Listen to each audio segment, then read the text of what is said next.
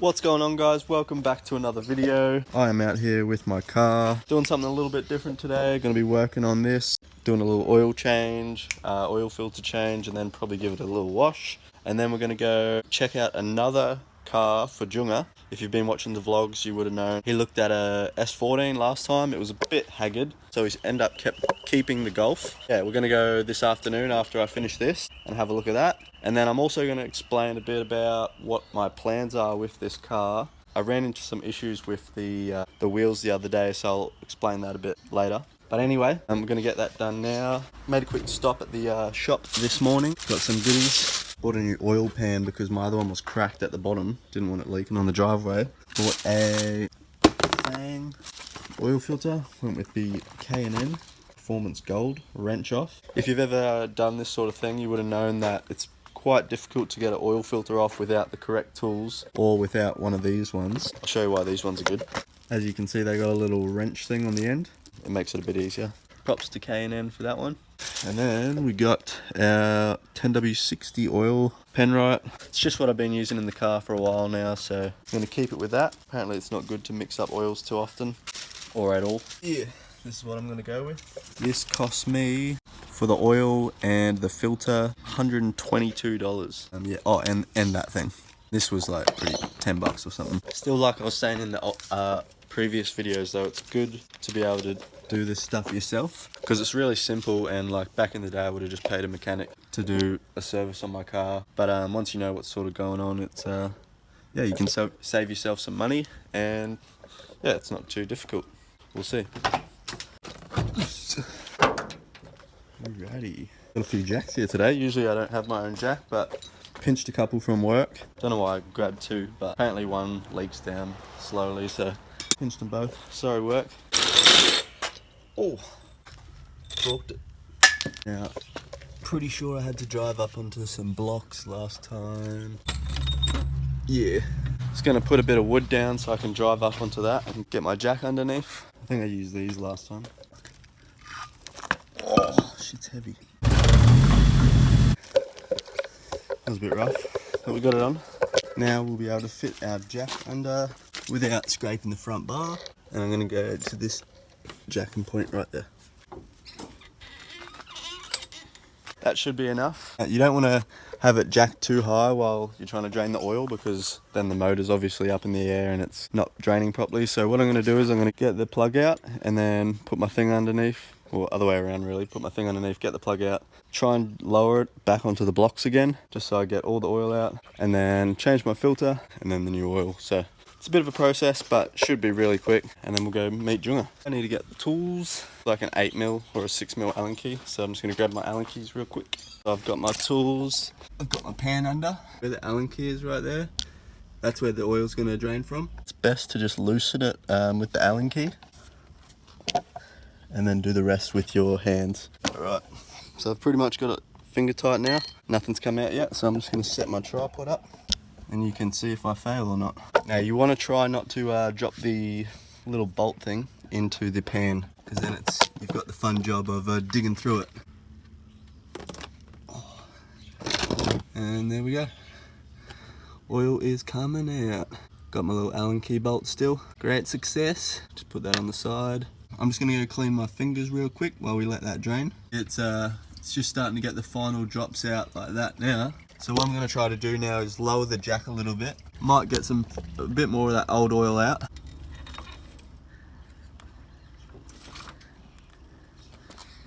So you can see what I mean about more coming out when you lower the jack a bit. So I think it's worth just doing that. I just want to say thank you to everyone who watches the channel, really. I know a lot of you guys joined the channel when I got defected, and I didn't do a lot of car stuff after that. So I will be talking about what I want to do. I want to get it back on track, but there's a few little things I want to do just before I get that. And had a little money situation, which I'll explain a bit later. But yeah, for now, we'll drain the last of that oil, get the oil filter. I've got my tool that I need to get the oil filter out. You don't usually drip a lot of oil from changing the filter, so it's not too much of a mess. Alrighty guys, just while I've got the last of that oil draining, I think I'm going to explain a bit about what I'm planning to do. Now, Back when I was changing my spacers around, if you haven't watched the previous video, basically I ended up getting these new wheels and put the spacers on the wrong side. Well, it wasn't exactly me, but that's what happened. So I ended up switching them around, but one of the spacers, the bolts was like stripped on it, so I ended up snapping the stud trying to get the spacer off. I think it's on the other side. I'm running 4 stud and then the spacer and then my wheel. I'm looking at getting some new brakes. So yeah, brake calipers and brake rotors. Haven't exactly chosen which ones just yet. If you've got any good recommendations, let me know in the comments. I'd love to know. But yeah, these ones are pretty cooked. I've had them since I owned the car and I really want to get something decent. So I've been thinking like a dual caliper system you can run on the rear of your car. So you can have another caliper basically on the rotor.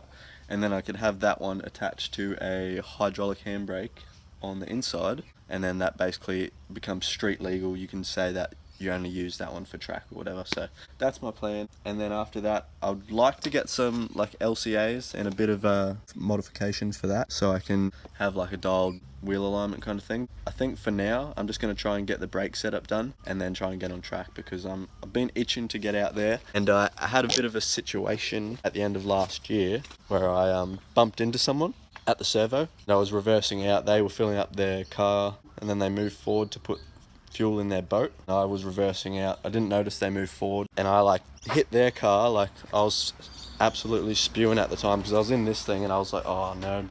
Didn't actually do any damage whatsoever to it. I was actually more stoked on that.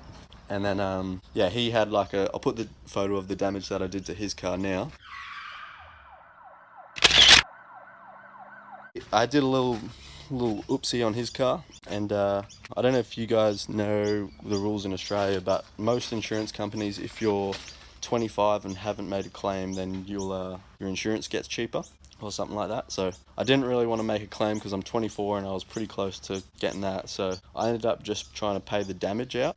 $1,300 they reckon. So that's pretty much where all my money's been going lately, as well as I bought those wheels and stuff. So I would have liked to have spent heaps of money going to track days and stuff like that, but unfortunately that happened, and I've been paying for that for a little while now, just slowly. But yeah, that's my story on pretty much why I haven't been drifting lately.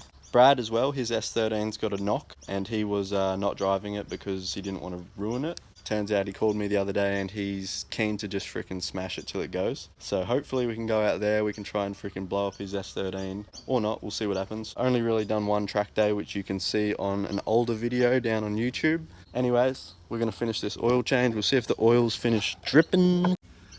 Still dripping out just. While the oil's dripping out, I'm gonna go ahead and change the oil filter real quick. I've got my tool over here. Wow. My bike tool with a different head. Might need to get a different attachment. Alright, so I just need to get rid of this extendo bit.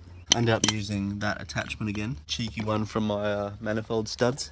Now she's finger tight. I'm just about to undo the oil filter. Alright, we're good. Out with the old, in with the new. Why is she so much smaller? That's not good. Oh, fuck. Fuck. What is it? It's 208. That guy at the shop told me 203. Back to the shop we go. I'm going to the shop right now to swap over my oil filter for the right one. When I was in the store, I was on Google, looked up SR20 180SX oil filter, come up with a code. Right as I was about to pick, the guy was like, oh, do you need a hand? I said, yeah. And he gave me a code for this one, 1003. Turns out it's like half the size of the one I need, so going back real quick to try and get a exchange for the right one. Hopefully it's smooth sailing and then I can get the job done. And then we're gonna go look at Jung's car. So yeah, I'll see you guys soon and hopefully we'll have the right oil filter. Alrighty guys, I've arrived at the shop. I'm gonna go in and try and get my refund right now. Autobahn at Coomera. Alrighty guys, I visited the shop. Shout out to the guy at the shop though, working the counter. He watches the vlogs, which is pretty cool. So shout out to him and his Evo 10. He managed to get me the right one. It was a 2008. Alrighty guys, we are back. We have the new NASCAR. Jesus, we going fast. We have the correct oil filter this time. Voila. Same, new old. Alright, we're on. Just finger tight it and then grab your tool. Just give it a little torque up. Alright, I think we're on pretty tight. Yeah. Now to chuck the new oil in. Oh, after we get the pan out and put the screw back in. Here we are. Old oil. Grab our little fang. That's the plug back in. Alrighty, next step guys. Not once have I ever done an oil change before with a real funnel. It's always been like a Coke bottle cut in half or something. Thought I'd invest today.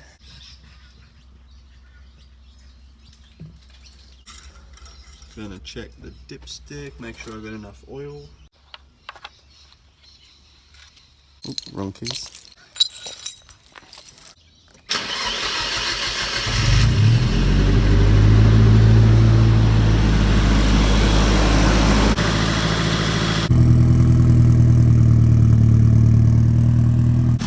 Alrighty guys, I don't know if I want to wash it because there's a great big cloud coming over right now. Just got to dispose of this dirty oil. I've got my bottle from last oil change, sorry this one, and I poured the rest of this into this one. I'm going to pour the old oil into this and then take it to the tip to dispose properly. That's bad for the fishies. Whoops, spilt a bit. So I didn't make a total mess. Time to clean that. Got this oil, save some buying oil next time. So yeah, that's pretty much everything to an oil change. I'm gonna go over to Junga's now. I'm gonna meet him and then we're gonna go look at his car. Hopefully he ends up buying it because I really want someone to skid with, and I feel like he'll be keen to go quite often. So, alrighty guys, let's go. Yeah, boy. Welcome. Good to see you. Last drive in the Golf. That's it. It's just going to be a shame because it's just such a great car, you know? Right, the guy's getting a good deal. He is. This is the meeting point. Big Yatla Pie car park. Keep an eye out for a Sill Beast. What was the meeting time? 4, so we're quite early. How much? 7 minutes. Should we grab a pie? Get a pie? Apparently these are the best pies. In Yatla. So far, so good. There it is. What do you guys reckon? Good swap for the Golf? No, I haven't done anything apart from get a tune. White body. I just got a tune and all things to play enough for 2 years. Yeah. Aircon and everything works? Yeah, aircon works. I do it like So why are you selling it? You just something different. Tidy interior. 314 on the clock.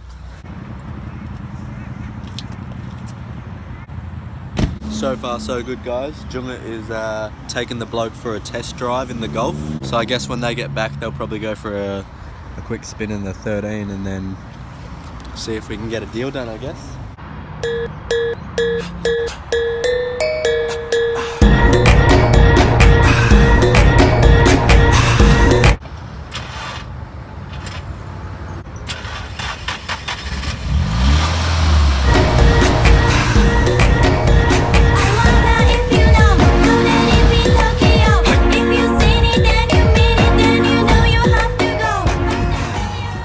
Now Jung's gone for a drive in the S13. Hopefully everything is all sweet with it.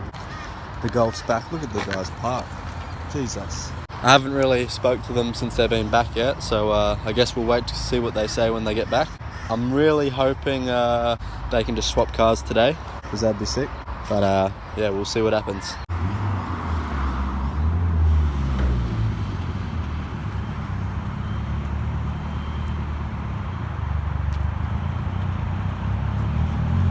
They're back. Time to get the verdict. Yeah, come on, some fucking treat. Like, yeah, I was like, this is sick.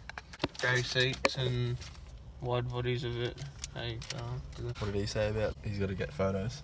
yeah, because he's gone halves with his dad or something. Hopefully, Jung gets the call, and then we can get back on the track.